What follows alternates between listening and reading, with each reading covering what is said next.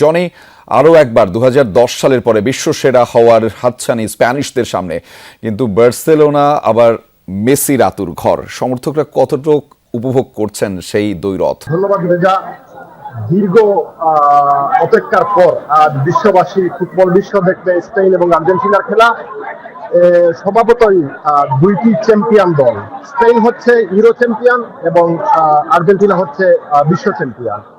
তো এই দুইটি বিশ্ব চ্যাম্পিয়নের খেলা অলরেডি আমাদের এই খেলা শুরু হয়ে গেছে এবং আমার মনে হয় বিশ্ব খুব সুন্দর গতানুগতিক খেলার বাইরে একটি খেলা দেখবে, যেখানে স্পেন বরাবরের মতো তাদের ফুটবল শৈলী প্রদর্শন করবে এবং আর্জেন্টিনা যেহেতু একদম শেষ মুহূর্তে ফুটবলের জয় তাদের হাতে নিতে পারে, সেক্ষেত্রে এই মুহূর্তে বলা খুবই মুশকিল যে আসলে কে বিশ্ব চ্যাম্পিয়ন হচ্ছে।